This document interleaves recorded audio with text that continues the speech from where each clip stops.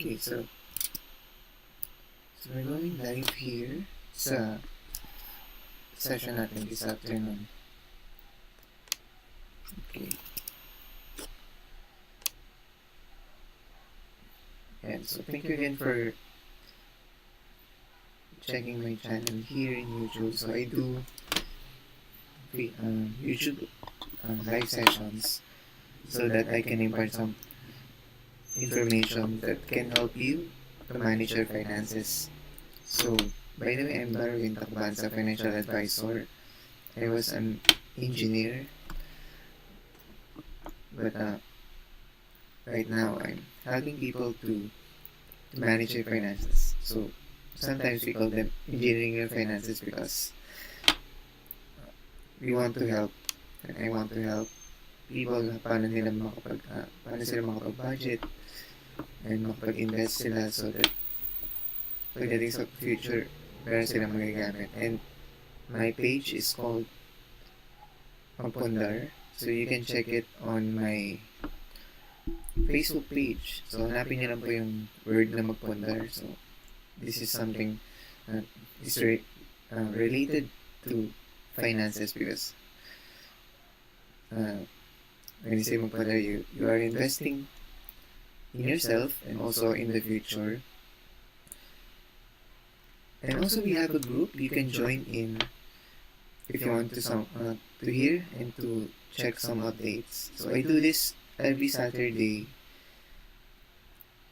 just 30 to 1 hour live session para makapag impart ng knowledge sa inyo. And hopefully this channel will be helpful. So you're seeing right now yung group. So right now, thank you for joining. It has already 1,300 members. And sa mga nandito po sa group, thank you. And what's good here about this page is this one. So I created what you call units tab, since this is a social learning group. So in the units tab, you can check some free lessons that you can check. So the unit 1, it's called foundation. So it has these parts, and once you finish this, you just simply click the check button over here para malaman natin na tapos na kayo dun. So right now I have 3 units already. And if you want to catch up, just let me know or join here sa Magpundar group. So next week, I'm planning to start this unit 4, any financial stages that you need to address. And for the next month, this will be our unit 5. So nasa unit 5 na po kami. And also, this is my page. So, okay, let me show you the page.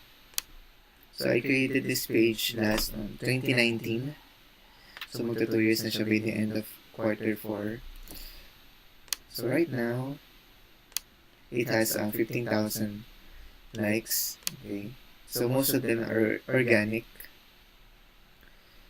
So what I'm doing right now here in this page is to post some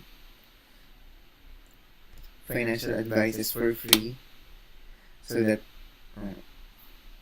you can be inspired to manage your finances. Yeah. So every now and then I'm posting some tips. So yan po. Okay. And so for those who do not know me, okay, you can check my profile. This is my name. You can search it online. That's my name here, Darwin Tacubanza. Okay. So this is my personal Facebook. Yeah. So thank you again for being here. Okay. Right now, let's talk about what you call MP2 Savings. So for the next 30 minutes, hopefully you will learn something about this para makapag-start kayo if you want.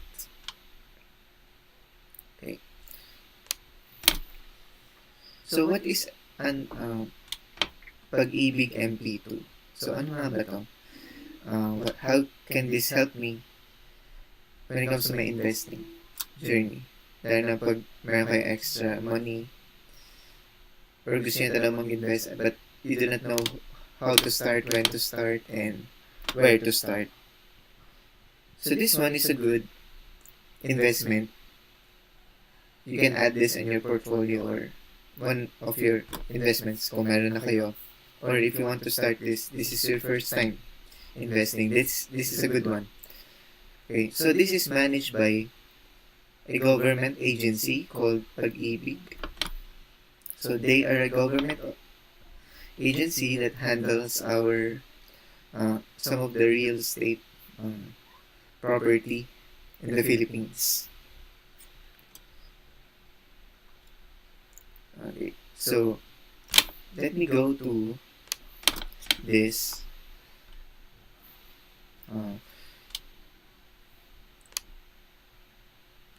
So paano tayo makakapag-enroll dito? So this is a savings because they called it savings dahil kapag nag-start ka dito, it has a 5-year maturity. So hindi mo siya magagalaw or you cannot withdraw from it for the next 5 years once you started. Okay, and also, ang mga kapag-apply lang po dito, yung mga Pag-ibig members. So pag hindi pa kayo Pag-ibig member, magpa-member na po kayo. But if you're already working in a company, or kung may business kayo and you're paying the Pag-ibig MP1, o yung regular contribution nyo for Pag-ibig every month, you're already a member. But if you want to start MP2, kailangan po meron kayong 24 months worth of contributions. And dapat po 24 months po kayo naguhulog para makapag-apply kayo nito. Okay. So, aside from their regular saving, this is a good type of investment. Okay. So, what makes investors eyeing this type of fund? So, kaya nila gusto ito is because of the dividends. Okay. So, if you do not know the word dividend, it simply means this is the interest of your fund. Okay, so kikita po yung fund nyo kapag binigay nyo siya dun sa Pag-ibig MP2 Savings. Okay. So, let's look at the history of what happened to those investors that started this MP2 since 2011. So, if you started 2011, you started your MP2 savings, 2011 you gained already 4.60% of your funds that time. And kapag nagtuloy-tuloy ka dyan, until 2019, in 2020 wala pa pong report na nilalabas si Pag-ibig kung magkano yung dividends niya. Okay, so 4%. Okay, so we saw 5% last 2015. Okay, then it jumped up to 7.43 in 2016. The good thing about 2017, it's the all-time high. It has 8.11%. So, sobrang laki mo, no? Dividends nyo. Sa isang taon, this is what you gain from your MP2 dividends or savings. Okay. So, last 2019, it has 7.23. Okay. So, the good thing about this MP2 savings is it beats the bank interest rate savings. So, question, magkano ang interest ng banks? If you already know. Okay? So, most of the time, banks are just offering less than 1% of your savings. So for example, you have 10,000 peso and you save it in your bank for almost a year, you will only get less than 1%. But comparing to MP2 savings, it defeats the bank by many percent here. And the good thing about this, it's not fixed, it's continuous growth. I think because of the good management of MP2 fund managers. Okay, so kung hindi ka ba naman ganahan na mag-save dito, laki po ng dividends na ina-offer ni Pag-ibig. Okay, so I hope this will convince you to really start.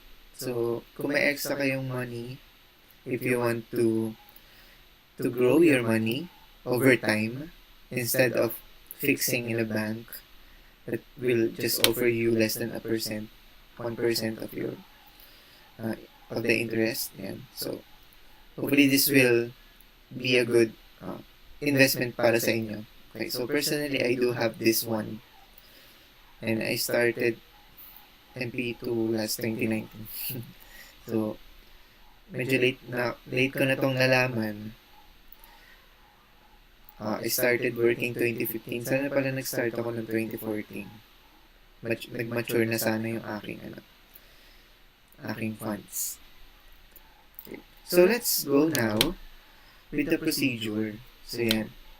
So for the procedure, the good thing about the process, it's online. So you can simply register here sa kanilang MP2 enrollment website. So dapat member kayo so that you have what you call the Pag-ibig MID number. Okay, so if you do not have this one, you cannot enroll. So for example, 1, 2, 3, 4, and so just a random sample my name, and date of birth is example, this is my birthday, so I'm gonna show you my real birthday. Okay, so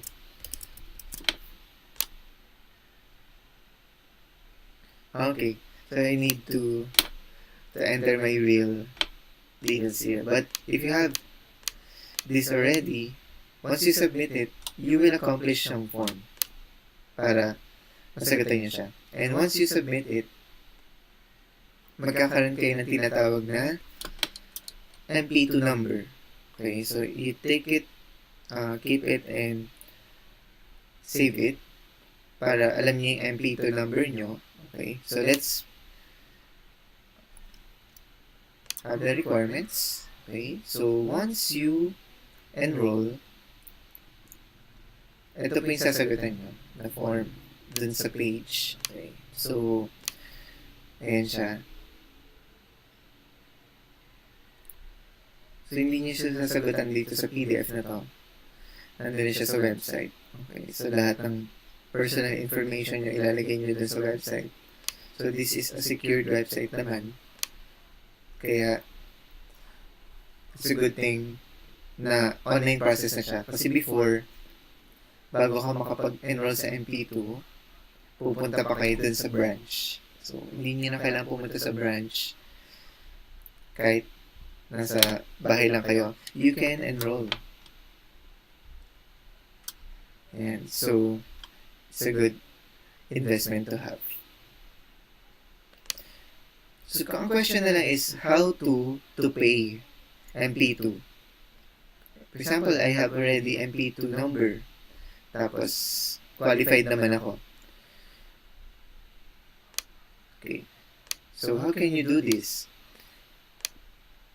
Ako nagbabayad ako sa MP2 ko through GCash. So sa GCash nyo, meron na doon bills payment. Hanapin nyo lang po yung government payment. Then makikita nyo yung Pag-ibig. Under Pag-ibig, it has 3 categories. Pwedeng housing loan, your Pag-ibig contribution, and MP2. So just click MP2 sa GCash and then enter the amount that you want to start. Okay. So let's go with the frequently asked questions when it comes to MP2. So if you have comments, yung mga tanong nyo, just let me know in the comments so that after this session, I can entertain these questions po. Okay. So, let me go through the frequently asked questions para sakaling kung may tanong kayo na nandito na, okay, masasagutan natin siya agad. What is MP2? It's a savings program and this is voluntary. Hindi nyo po kailangan na maghulog every month.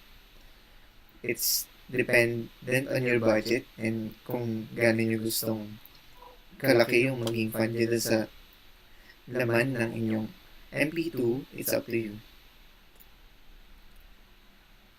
So, this is on top of your regular pag-ibig contribution na dinededuct sa inyo ng employer or kung kayo ay self-employed, kayo mismo yung nagbibigay. So, that one is a compulsory. This one is voluntary. Who can save pag-ibig MP2? So, any active. So, kailangan active kayo. So, definition ng pag-ibig sa active member is sila yung regular na nagbabayad ng kanilang contribution. And also, if you're a pag-ibig member formally, you need at least 24 monthly or 2 years prior to your retirement. Okay.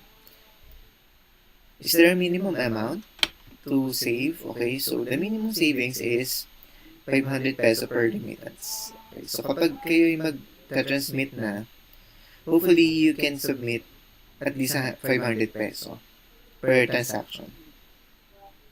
So, hindi nila i-honor yun kapag maliit sa 500 yung inyong contribution sa pag-ibig MP2. Is there a limit? There is no limit. Okay. So, kapag gusto nyo mag-deposit ng 500,000 sa isang transaction, kailangan nyo na ng check. So, hindi nila i-receive yung inyong pera na exceeding 500,000 without a check. Okay. So, I think sa GCash, 50,000 kapag BPI yung gamit nyo. So, there is no limit. Basta meron kang 500 minimum, that's a good way to start. Okay. So, how do I save? A good plan is, you can save a minimum of 500 peso every month. Pwede siya magandang plano kung gusto nyo. Pwede rin naman na one time lang na higher sa 500 peso. So, depende na po sa inyo yun kung ano yung magiging strategy nyo. Lalo na, kung nakita nyo yung dividends, nag-increase talaga siya every year. I do not know kung ano yung effect ng pandemic sa 2020 dividends. We can expect it to be lower, but at least you are earning more than the bank. And kapag nilagay nyo siya in 5 years, kasi yun yung maturity niya, you can see your money growing. Okay. How much dividends I expect to earn? It depends on the performance of pag-ibig as an institution. So, depende po yan. Nagbabago po yan every year. So, ang reference lang natin is it's averaging 7% for 2016 to 2018. So, 7% is a good dividends, a good investment din. Okay. When can I receive MP2 savings? So, pwede nyo pong gawin. Option 1 is to wait the maturity of your MP2 after 5 years para magkaroon ng compounding annually. Or, you can receive it by a check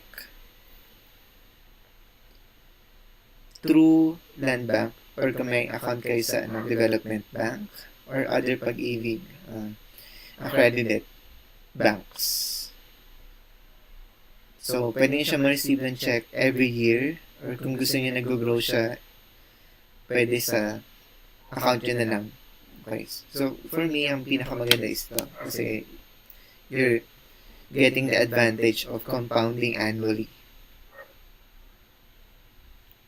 Can I reapply once nag-mature yung aking MP2 savings? Yes.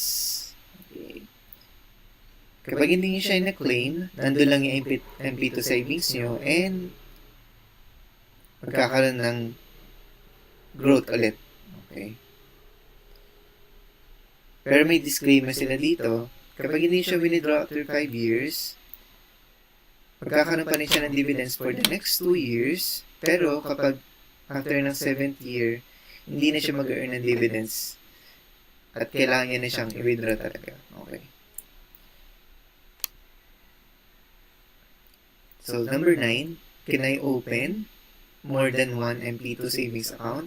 Yes po. Pwede kayo mag-open ng multiple MP2 savings account.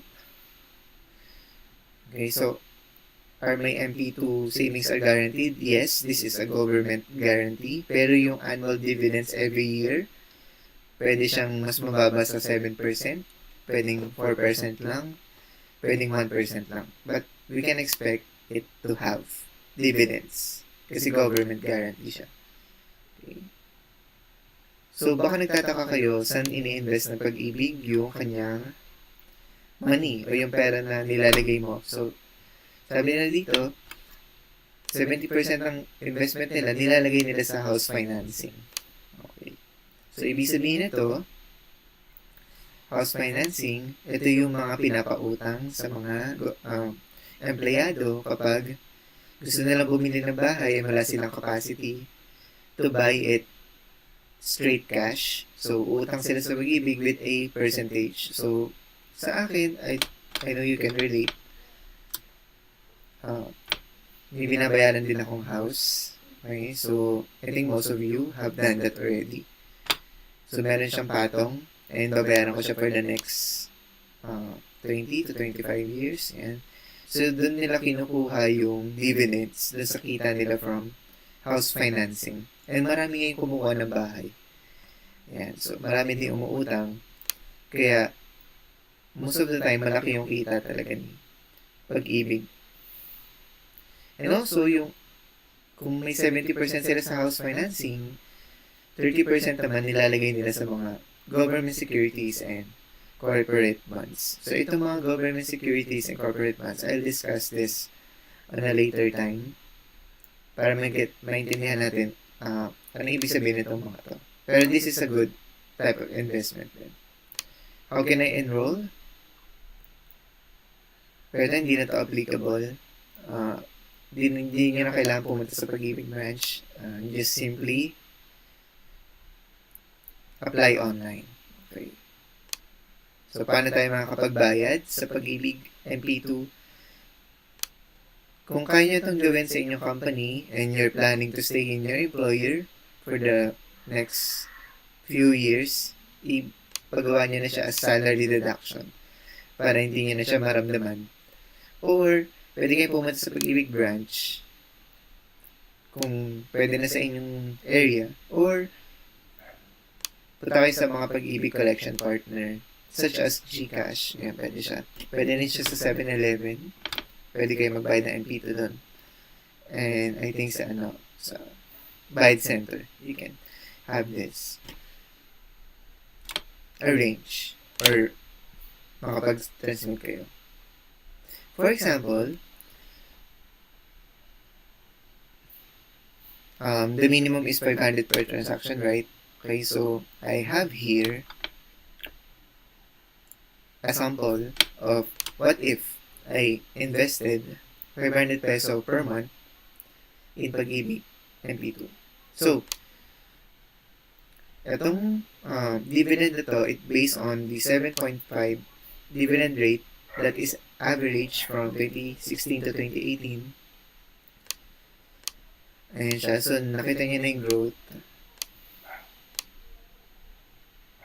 So, let's see what happened. So, if you compute the compounded savings, kapag nag-save ka lang regularly ng 6,000 per year, you have 30,000 peso. Pero kapag nasa Pag-ibig MP2 siya, it growed until 36,000. Given that it has 7% annual return. What if naman 1,000 ang ginamit ko na savings ko per month? So your 60,000 pesos becomes 72,000 pesos. Okay. So iba naman, kaya nila na 1 million one-time savings. What happened? Their 1 million becomes 1,400,000 in just 5 years. So that's a good type of investment. So for those who are interested, gawa na kayo na account sa MP2 nyo, make a plan. And I suggest monthly kayo maglagay so that nakuha nyo talaga yung benefit of compounding annually. So, yan. So hopefully this will help you to have a plan for the future. So it's just 5 years. Mabilis na po yung 5 years. If you're planning to buy a house or car, or anything you have in your mind in the future, investing is a good choice, and MP2 savings is just one of the best savings or investment that you can start today. Okay. So hopefully this will help you, and thank you for listening. If you have questions, just comment it in this video. If you haven't subscribed it here sa channel, just click the like. You can share this video. You can subscribe for next week's video para ma-notify ko kayo. Thank you and God bless.